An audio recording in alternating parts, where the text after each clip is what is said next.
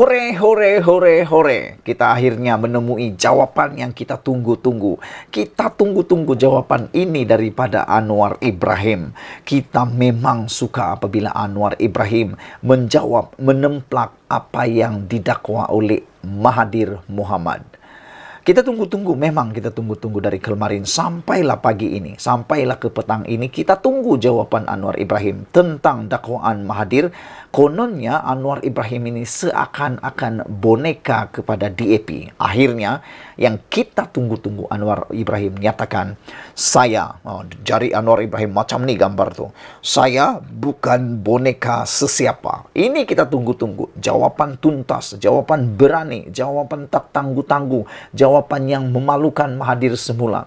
Apabila Mahathir mendakwa, Anwar Ibrahim seakan-akan boneka kepada DAP. Tapi Anwar Ibrahim jawab. Dia jawab Mahathir. Anwar Ibrahim kata, saya bukan boneka sesiapa. Anwar balas dakwaan Dr. Mahathir, kerajaan akur kepada DAP.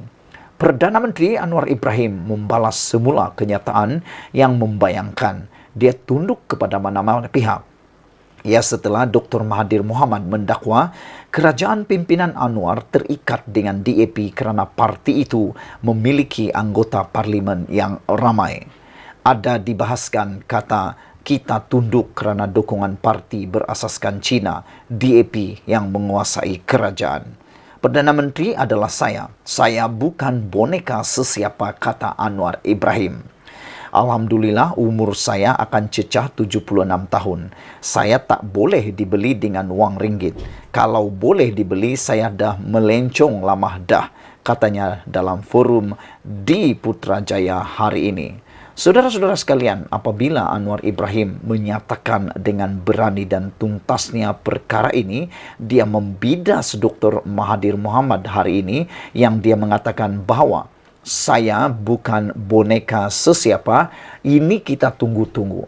Mahathir Mohamad harus ingat, kata Anwar Ibrahim, saya bukan boneka DAP. Dan yang menjadi jawapan persoalan atau pendapat saya ialah apabila Mahathir Mohamad mendakwa kerajaan pimpinan Anwar Ibrahim terikat dengan DAP kerana parti itu memiliki anggota parlimen yang ramai, saya tidak setuju.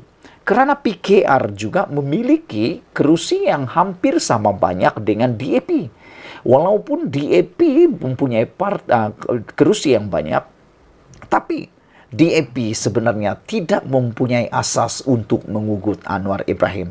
Kalau DAP nak meninggalkan Anwar Ibrahim, DAP dapat apa? Itu persoalan dia. Tak ada apa-apa. Kamu ingat, nak tinggalkan kerajaan itu semudah petik jari ke? DAP nak meninggalkan Anwar Ibrahim itu semudah petik jari ke? Tak mungkin. Hanya parti-parti tertentu yang semudah petik jari meninggalkan kawan mereka sendiri. Antaranya kamu tahu, tak perlulah saya cakap, Anda tahu siapa parti itu yang dengan mudah meninggalkan gabungan, yang mudah meninggalkan rakan, yang dengan mudah menarik sokongan. DAP tak pernah tarik sokongan. Selain itu, Anthony Locke juga telah mengatakan bahawa Mahathir ni dah lupa bahawa ketika Mahathir menjadi Perdana Menteri, yang menyokong, yang mendukung Mahathir menjadi Perdana Menteri sebanyak 42 kerusi ialah DAP.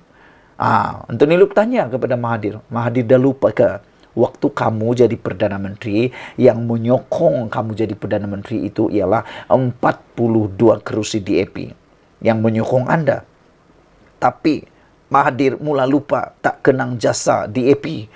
Lepas DAP dah bersama Anwar Ibrahim, lepas Mahathir dah tak berkuasa lagi, lepas Mahathir tak boleh buat apa-apa lagi, dah dibuang, dah tak di diundi lagi. Akhirnya dia kata DAP pula yang membonekakan Anwar. Tapi dia lupa bahawa DAP pernah bersama dengan dia, menyokong dia jadi Perdana Menteri. Dan yang lebih hebat lagi, saudara-saudara sekalian, ialah dia lupa DAP tak pernah menarik sokongan kepada mana-mana Perdana Menteri, termasuklah Mahathir Mohamad. DAP tak pernah tarik sokongan. Tapi yang tarik sokongan kepada Mahathir Mohamad siapa? Azmin Ali dan juga Muhyiddin Yassin. Mereka yang menarik sokongan.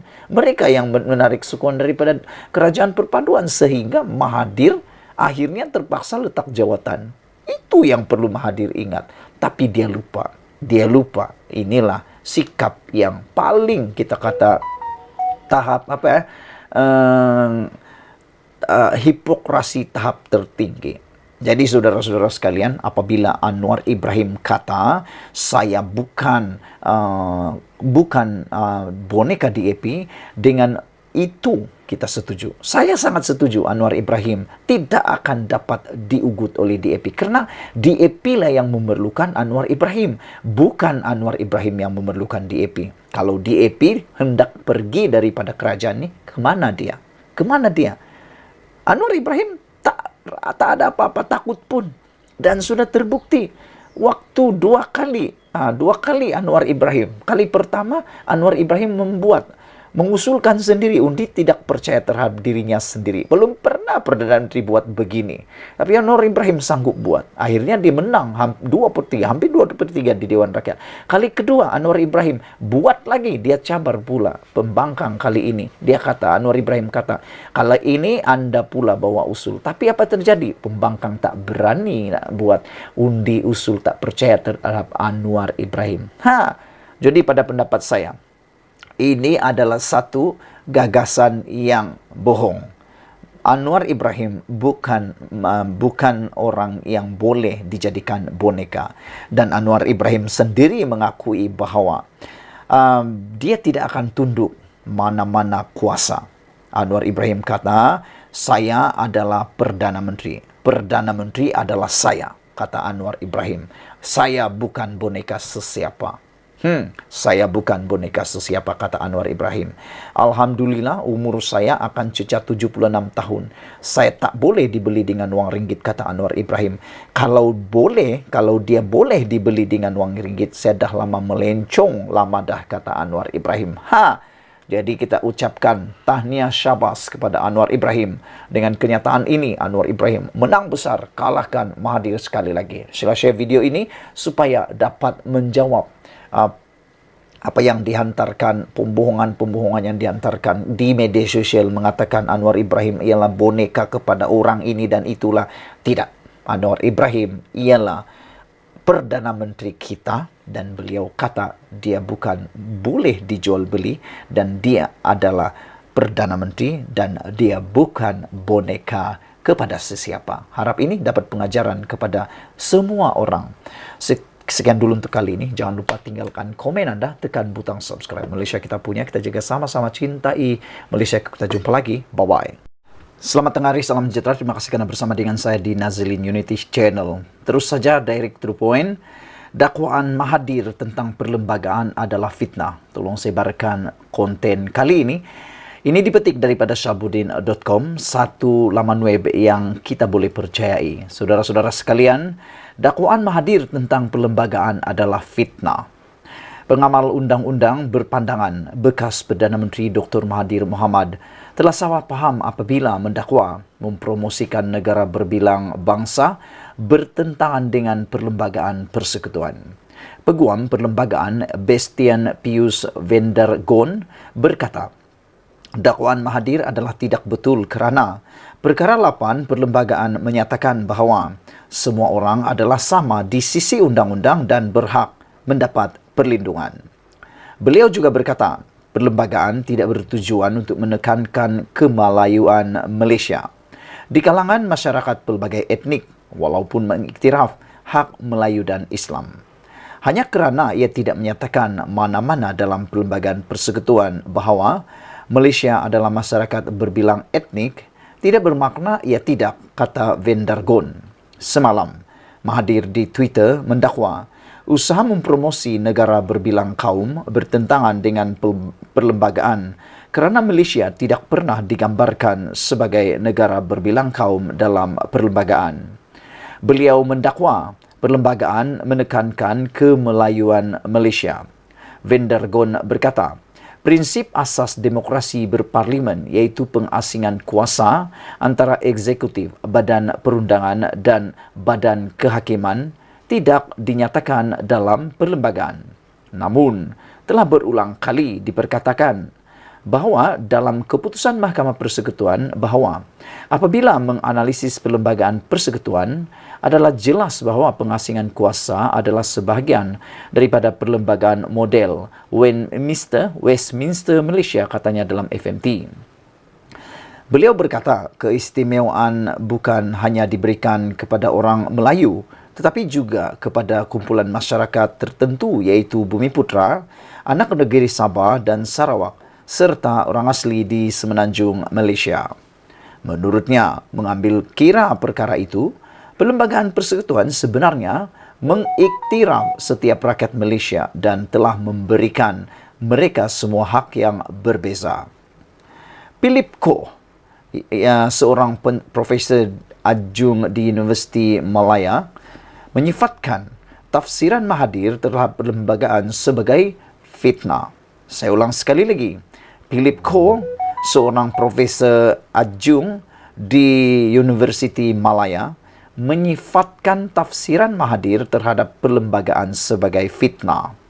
Beliau menjelaskan perlembagaan menggalakkan demokrasi yang kondusif untuk membina sebuah negara berbilang kaum sambil mengiktiraf peranan Islam dan hak orang Melayu.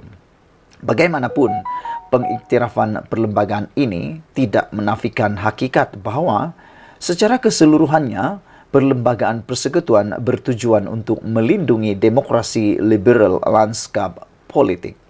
Bagi mengatakan bahawa menggalakkan etnik berbilang kaum bercanggah dengan perlembagaan adalah satu penipuan kepada mana-mana pendekatan tafsiran kepada perlembagaan. Suruhanjaya Red dan Cobalt, latar belakang merdeka dan pembentukan Malaysia, semuanya mengesahkan bahawa kita adalah demokrasi liberal dan bukan autokrasi berasaskan kaum, katanya. Koh berkata, mereka yang menyokong salah tafsir perlembagaan itu boleh menimbulkan keresahan di kalangan rakyat dan memudaratkan kesejahteraan negara. Dipetik daripada sabudin.com, sumber Free Malaysia Today. Dengan tajuk yang luar biasa, dakwaan Mahathir tentang perlembagaan adalah fitnah. Itu adalah kenyataan daripada pengamal undang-undang. Saudara, menjadi persoalan kepada saya petang ini ialah apakah kenyataan Mahathir berkaitan dengan kepelbagaian kaum ini akan menyebabkan bukan membawa kemenangan kepada Perikatan Nasional yang disokong oleh Mahathir sekarang ini, tetapi akan menyebabkan Perikatan Nasional akan mengalami kekalahan yang teruk. Adakah ini ialah turning point untuk PH dan BN menang besar dalam PRN kali ini? Adakah dengan kenyataan dakwaan daripada Mahathir ini membawa kepada turning point kesilapan besar dalam percaturan Mahathir dan Perikatan Nasional? Tinggalkan komen anda, sila tekan butang subscribe, ikuti terus ulasan selepas ini.